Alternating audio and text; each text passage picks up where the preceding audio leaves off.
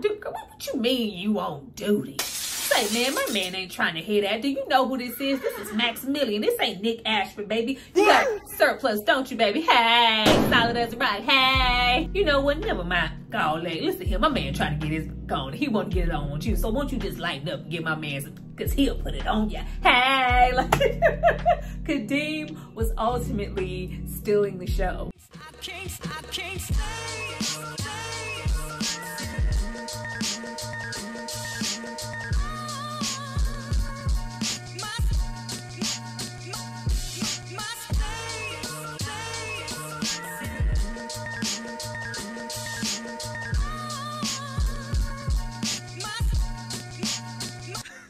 Hi you guys, welcome back to my channel. It's Tyra here with another struggle review, here to discuss Vampire in Brooklyn. Now this movie is from 1995 and it stars Eddie Murphy and Angela Bassett. Now before we get into all things, yo man, I ain't going nowhere, man. My homie's in there. He taking care of me. Taking care of you. Is this taking care of you? What the hell is this shit?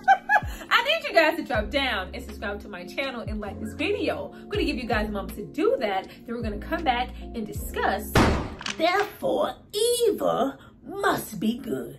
Ass is good, evil is good. And if you get you a piece of evil ass, woo! Go back.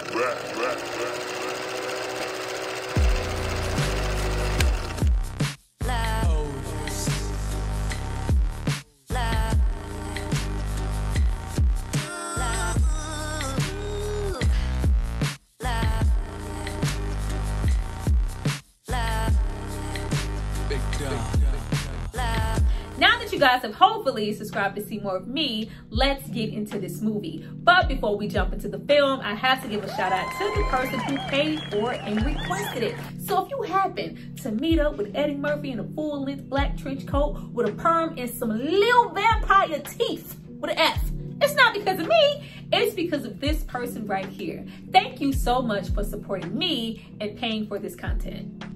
Now getting into this movie was directed by Wes Craven, and I feel like people tend to forget that. Of course, we know him mostly for things like Swamp Thing, The Hills Have Eyes, maybe even Last House on the Left if you are willing to go that far. But most notably, those first installments of Scream and A Nightmare on Elm Street.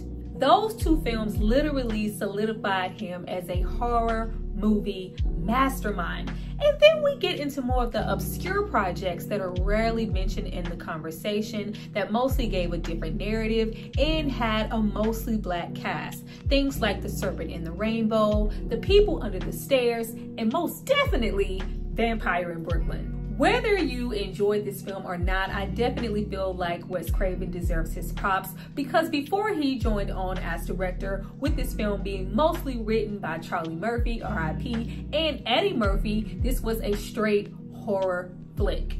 With Eddie Murphy loving horror, wanting to kind of stray away from the comedic characters that he normally plays, he wanted to be a deep, dark, villainous monster like the ones he loved so much from maybe A Nightmare on Elm Street. But Wes Craven, getting into the script, felt like it would be best to drop a little comedy in there. And let's not forget, once upon a raggedy time, Eddie Murphy was in talks to portray Candyman, like of all things. All while injecting comedy and also doing what he loves to do, portray multiple characters in one movie, right before he got to do it for The Nutty Professor. Now, Death by Temptation, that also starred Kadeem Hardison, walked so this movie could run. I will definitely leave the link down for my review for that one. If you haven't seen it, please go and look at it. I think it lays out a bit of a blueprint for a movie like this one. Getting into a movie like this one, this movie flopped so freaking hard. Nobody at the time liked this movie. Of course, it went on to later become a cult classic, but it's still seen to some as a blemish on Eddie Murphy, Wes Craven, maybe even Angela Bassett's resume. Now, is this the best horror movie that I've ever seen? No. Is this the best interpretation of a vampire that I've ever seen? Absolutely not.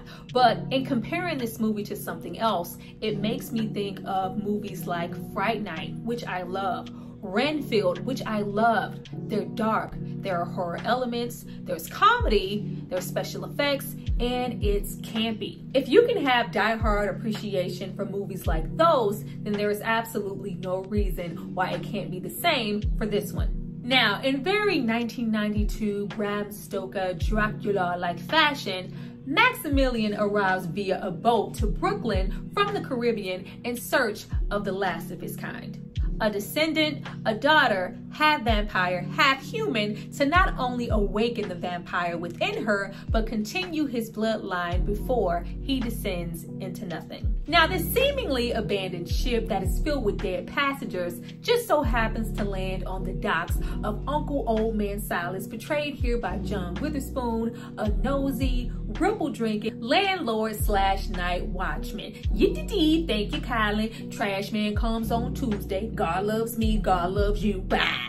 We also have Julius, portrayed here by Kadeem Hardison, nephew to Silas, a gambling, numbers runner, using, always in debt, owing everyone, lying bum, who's sweet but scams to get by. See, now you ain't never gotta bring your snot-nosed, nappy-head black ass back here. Goddamn woman, everybody snores. Yeah, not while they fucking. I need you to get your stuff and go.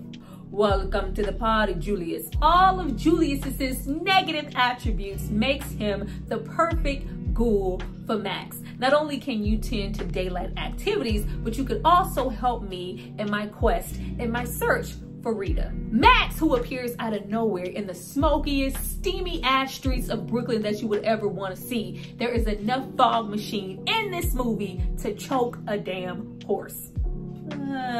Interesting. I've been burned, and I've been stabbed. I've been hanged, even broken on the rack before, but I've never been shot. Stings a little. Let's get into Eddie as a damn vampire. You have decent aim, but next time, put a little heart into it. Eddie is not a terrible vampire. I felt like it was given a mix between Blackula and Dracula. Going back now to rewatch this movie, I have a newfound appreciation for his performance here. Outside of Blackula, Ganja in Hess, Grace Jones in Vamp, Aaliyah in The Queen of the Damned, and of course the ultimate Wesley Snipes in Blade, there aren't really a ton of big screen interpretations of black vampires. And then of course we get into something like television, all of our beeline side characters, never given main character center stage energy. However, what kills this performance is a combination of three things for me. First, we have that lovely Caribbean accent that goes in and out whenever the hell it chooses to. Child, when Julius is driving him to the club. Come on, baby, let me see that hammer. Show me that hammer that you're gonna do to it. Come on, baby, let me see it. With your wild, handsome vampire self. Let me see that hammer. I need you to shut your fucking mouth. Shut the fuck up. God damn it. What is happening here with the freaking accent? I am wanting you to drive the limo and shut the fuck up. Shut the fuck up. God damn it. Like, Eddie didn't know if he wanted to go to the Caribbean, to Transylvania, or to France. Then we have the infamous Quaker Oats, Holiday Heart-esque wig sitting on Eddie's head, the lace front of it all, down to the lace showing in majority of the movie, all the way down to the lace on that gold tee wiggling at the bottom of Eddie's chin. Eddie even said himself while they were recording and making this film, nobody took him serious the moment that he stepped out in that damn wig. Why would you ever keep it on? Now, of course, we love it now. It is a staple of Eddie as a vampire, but I'm sure back then, everybody in the theater was looking like, what the hell is going on? Lastly, me just probably being picky, I always had a problem with Eddie Murphy's bangs in this movie. We get so many close-up shots on his mouth. There's all of this going on. Very Scream, Blackula Scream-esque. So you have no choice but to look at the ratio, you know, from his gums Eddie's teeth kind of low-key look a little like mine, but when you stack that up against the perfection of these fangs, how perfect they are in comparison to his real-life teeth, so it always gave teeth to me, like baby teeth, like with an F.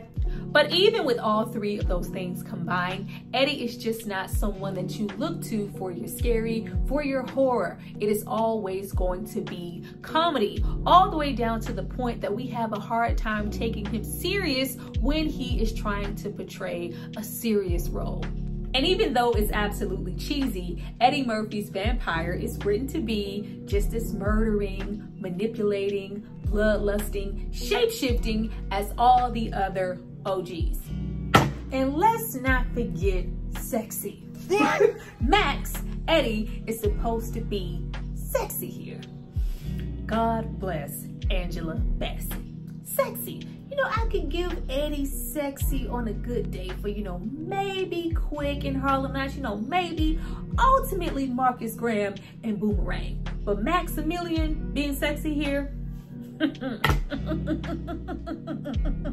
Now, what I can give to this movie and what I think gives this movie such longevity is because it is non-stop laughter from start to finish of Eddie crash landing that boat. Ahoy! Ahoy, motherfucker! Like, getting into Kadeem Hardison as Julius, I really don't think he gets enough play for his comedic timing. Kadeem is just so funny here. And then you have the nerve to put him next to someone like John Witherspoon, R.I.P., here with the staple phrases per usual, bang, bang, bang, howdy do. A character like John Witherspoon always amazed me till this day, often portraying the same character the same way in different movies, but magically it never grows stale and it's always funny. And here he is probably his funniest. Oh God, Jesus, Mary and JoJo. Like, he doesn't even have to really try. Oh, hell no, that's a chihuahua in comparison to what I saw. Have you seen the Wolfman to the 25th power? He went over there and it turned into a man. He did the flip-flopping on me. Just like a hoe I knew back in 62, 63. I went over her house, bitch loved me, man. You know, we had some chicken and some pretzels. I'll go over the next day. She's a man. She did the flip-flopping in her shit.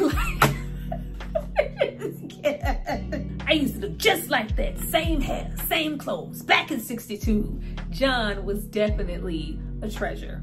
Getting into the most treasured person from this film of all of them, Angela Bassett here as Detective Rita. Never really knowing anything about her father, feeling a bit off since her mother's passing, who was not only an artist but also suffering mentally to the point that she needed to be committed, leaving Rita to often wonder what's going on within her mind, her own nightmares of being chased. Am I suffering from the same afflictions as my mother? Am I losing my mind? Then, of course, we have Alan Payne here as Detective Justice, looking fine and juicy with his little hairy chest, as he always is. Not only is he Rita's partner, but he cares for her beyond the cases that they work, always leaving this little flirtatious, sexual tension between the two of them. It's definitely a will they or won't they type of thing. Now, I need to spend a whole moment on Angela Bassett's look in this movie. Shout out to Mark Irwin, who did the cinematography in this film, but via him, the lighting, the makeup team in this movie, the melanin in this movie is illuminating. Every single shade of black skin was lit so beautifully to me, especially when we get into Angela Bassett. Outside of the way that she looked as Bernadine in Waiting to Exhale, this is ultimately, to me, the most beautiful she ever looked. With the running theme of red throughout this movie, especially when we tie that into Rita's character, her clothes, the highlighted cheekbones, the eyeshadow, the lipstick, Angela Bassett was breathtaking. All while still being Angela Bassett as she sought out, found, and hunted down by the likes of Max once he sees that she's the one that he's been looking for all along. Now, when I say all while being Angela Bassett, she is one of those people that you look at in a movie, especially one like this one, who takes their role really seriously. And you go in the audience, this person doesn't know what movie that they are in. This movie does not deserve this level of performance. Now, what I love about her is that dedication to every single role that she gets. With every single movie, we are going for the freaking gold, delivering an A1 performance, even if we're being chased by Vampire Eddie. Now look at here, I'm a cop, okay? The law. And if you try anything, I'll shoot you. Like, she gonna serve it every single time. Would you have listened to me if I had told you who you are? You're lying. I can go back. I can go back to my life. I'm not going forward. It's always gonna give actress. It's always gonna give dedication, no matter the movie. And actually here, I prefer it that way. I think it really balances the film out. With Angela Bassett taking this role so serious, we have the likes of Eddie, Julius, Kadeem Hardison, John Witherspoon, Silas, giving a lot of comedy. Max, what have you done to me? I did only what you, I didn't ask for this. If you want your movie elevated, call Miss Bassett. Julius, goddammit, I should kick your ass for leaving me at them ducks. Hey man, did you know you missing an ill? Ah, goddamn, that's a trick I'm working on. Julius here with this movie taking a page out of An American Werewolf in London, with his ghoulish transformation, begins to look worse and worse every time we see him. With the skin decaying, losing limbs, hair, and eventually an eye. Ultimately, one of the funniest things to me in this movie, especially involving Julius, that he is all up in everybody's face, just talking as if he looks normal, and he looks like, come on man, come on Nino, hook me up. I know I look like stir fry, hook me up. Like, he looks absolutely terrible, just walking death, and everybody is just acting so normal around him. Yeah, that's what I'm talking about, boss. Get in there, rip some necks off, act like a vampire. What is that? Oh, this is a fake hand. You know, I jumped through the window of Bloomingdale's and ripped it off one of the display mannequins. I figured I could use it more than he can. I think you got the dropsies. I ain't got no damn dropsies. I say thank Lord it's an automatic, cause you sure in the hell ain't got enough hands to steer and shift at the same damn time. These antics are funnier than when we get into Dr. Zakes doing our investigation. Not only a funky doctor, but a club owner from the islands who feels like he has ties to Rita because he knows her mother. There is officially a vampire walking these Brooklyn streets. Not only is Rita endangered, but she should be on high alert to beware and protect herself. Max, there is a killer on the loose, invites Rita to a dance, not only to hypnotize and entrance her, but to pull her further into his embrace. Even though he is a vampire, she has to come to him and ask to be a vampire willingly. Not verbatim, but in a simple sense of just simply saying yes. Thinking she's simply saying yes to a dance, but you are ultimately inviting yourself to darkness. I have to go. I'm on duty. What you mean you on duty? Say, man, my man ain't trying to hear that. Do you know who this is? This is Maximilian. This ain't Nick Ashford, baby. You got surplus, don't you, baby? Hey, solid as a rock. Hey. You know what? Never mind. Go, listen here. My man trying to get his gone. He want to get it on with you. So won't you just lighten up and get my man some, because he'll put it on ya. Hey, like, Kadeem was ultimately stealing the show. You say that's your boyfriend, you say I'm out of line. Funny, he said that I could call him up anytime, call me wrong and say that I ain't right. But if that's your boyfriend, he wasn't last night. I'm the kind of woman I do almost anything, nigga. What I want, I might play any little game. Call me what you like, but you know it's true. You're just jealous, cause he wasn't with you, don't mean no harm. I just like what I see and it ain't my fault if he wants me. Got what I wanted and the feeling was right. If that's your boyfriend, he was alive. You finally get a man back to this apartment and you're gonna kick his ass. interesting approach. LaQuita is here as Nikki, and she urgently needs her thirst quenched by Julius or any other random stranger that she meets in the middle of the damn street. Well, you know what Ford would say, that if you leave something this important behind, that means you really don't want to go home. Girl, back up. Back all the way up. We clearly wasn't all that close to Rita for her to give a whole damn about you. Because girl, did you not hear me screaming for my life, getting murdered in this room? And I don't want to hear nothing about no damn painting or no trains outside. At least have a sentiment to check on me, even if you felt like my boots was getting clacked together by Julius. Hey girl, I finally found a man who could make the room spin. Moving out to find a place of my own because we gonna need the room to roam. Ciao baby, Nikki. Girl, that's all I got. That is all you gonna give me. Via Preacher Pauly, Preacher Pauly. God damn! Let's do the sermon on the lawn. Now, I absolutely love the idea that the likes of Max could only possess and transform himself into a person who always possessed ill intent to begin with. Now, this movie being in between the likes of Coming to America and something like The Nutty Professor, the effects are definitely somewhere in the middle. They aren't nearly as good as either one of those films. Because Jesus came and Jesus went. Jesus saved and Jesus walked over. Because evil is necessary. Necessary evil. Evil must be good. Because if every day is a sunny day, then what's a sunny day? Take Brother Brown over there, for instance. Brother Brown was down there on Bushwick with a $2 hole. Oh, I'm sorry, baby. I ain't know she was no hoe. See, now that's evil. When you go down there and tell your wife, I'ma go see mama, but then you go to Bushwick Avenue and get you a $2 hole. See, now that's evil. Push a $2 hole to the line. She ain't got no limit. You know, Nikki, the whole Babylon, like just ultimately playing around with Rita's mind.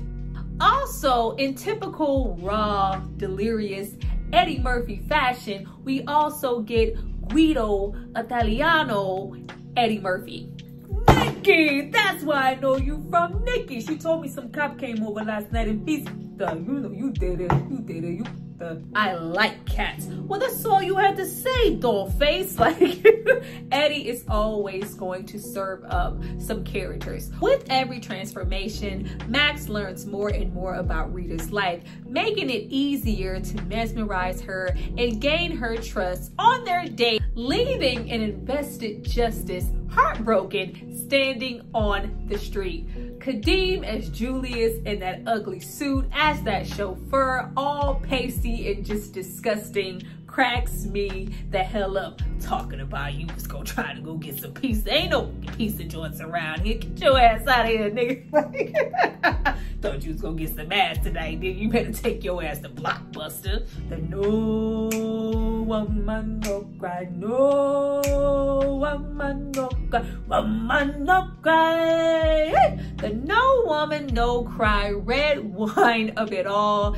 cascades and takes Rita to a completely different place where she is open and invested and laying all of her trust into Max, who promises to take her places and give her things that she could only dream about, not knowing that she is inviting herself into the embrace of a vampire who wants to awaken a complete side of herself that she knows nothing about. Child, when we get into the, you know, the circle, the dance of it all, and Angela and all of those suggestive, exotic, yes. I was like, oh, okay, girl's hot. Yes. Like, okay, Angela, not in front of all these people. Yes. I was like, okay, go ahead, Addie.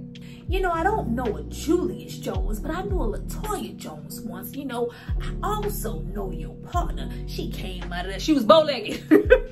I'm assuming she went home to get some sleep. Via she ain't getting none last night. Bang, bang, bang. Like, he tapping that top chef booty like you have got to love Pops. Now, Rita's paintings from her nightmares and her dreams that eventually become reality was always another shortcoming in the film to me. It could have been handled a whole lot better, especially since it's essential to the story, with the last painting is a prediction of Rita maybe changing for the worse, succumbing to Max and becoming a vampire. But whatever, Nikki, the whole of Babylon is dead. Bump all of that. Let's get into how beautiful Angela looked as a damn vampire. Like, girl, come on. Ripping off Alan Payne's clothes, the bloodlust, scratching, gripping veins of it all, until she barely sees a reflection and refuses to become what she thinks she's seeing in the mirror. Running through those damn streets like Tina in that white suit from Ike at that damn hotel does begin to grow a little stale and get really dramatic and comical for me. Not only that, once we have her confront Max about what he's done to her and what he's turned her into and what she ultimately doesn't want, and of course he gives pushback for what she already was, what happened to her mother via her father, and who her father was in the first place. It always comes with a little grain of salt in that portion of the movie for me. Even though we don't see it in the movie, I'm assuming that there was a scene where Angela was maybe hanging off of a roof and she, you know, let go and dropped down. That was probably taken out because there was a stunt double there for Angela Bassett, who lost her life shooting a scene from that infamous, you know, what if you do, you know, what if I don't want this, and what if you do. That was a really tragic accident that happened to this stunt double.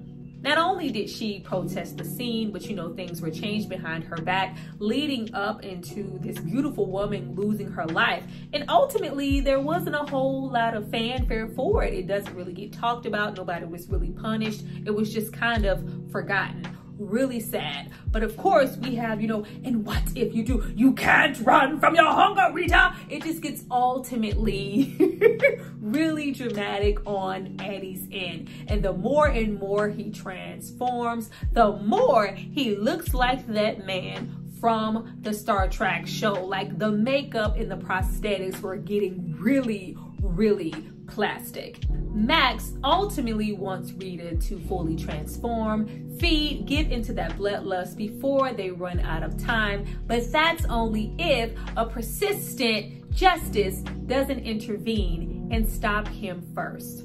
You owe me $50, like tried to suck me like a 40-ounce of malt liquor. Ha! Ooh, ah, you know this style, kung fu style. Here I come, like, ah, like. Kadeem and John nonstop once again with that freaking comedy. It is just so funny. Oh, damn, my eye. Say, man, can you help me find my eye? By the end of the movie, I think the best makeup effects in the film, you know, aside from Angela Bassett, but when we get into those heavy effects, is Kadeem as this zombified ghoul. He looks terrible. We get the ultimate showdown between Max and Julius. This is my stomach. This is my heart. This is my stomach. This is my heart. You should know that, Dr. Zakes. Like, oh, Eddie, just go to France already. We were always 2 notches away from wee ha ha, like, oh, it was just absolutely terrible. Not as terrible as Eddie's makeup once again. Getting into justice, ultimately fighting for Rita not to transform. She looks gorgeous as a vampire. It's increasing, but it's really subtle. The makeup is done beautifully. When you get into Eddie's ass, it's giving Tupperware, giving Party City, giving I'm about to melt at any second.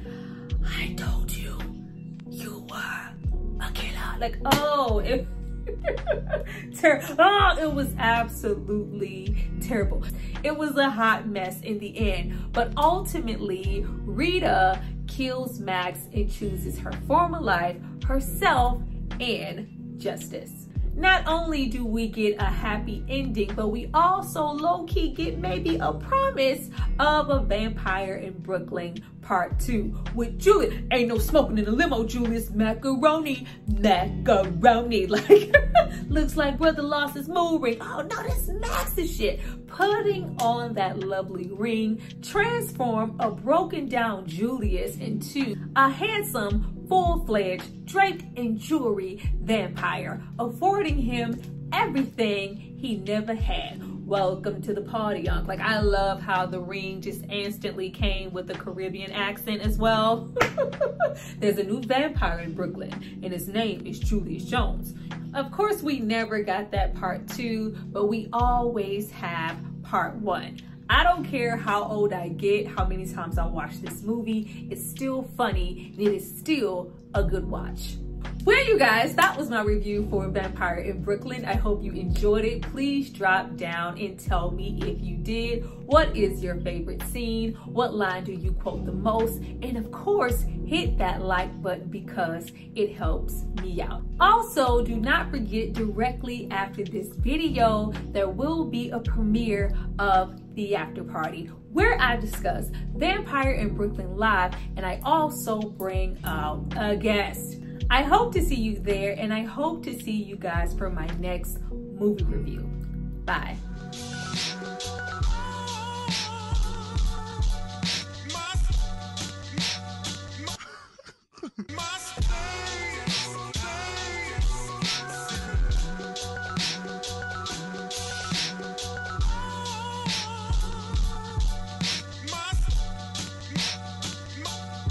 Commissioner!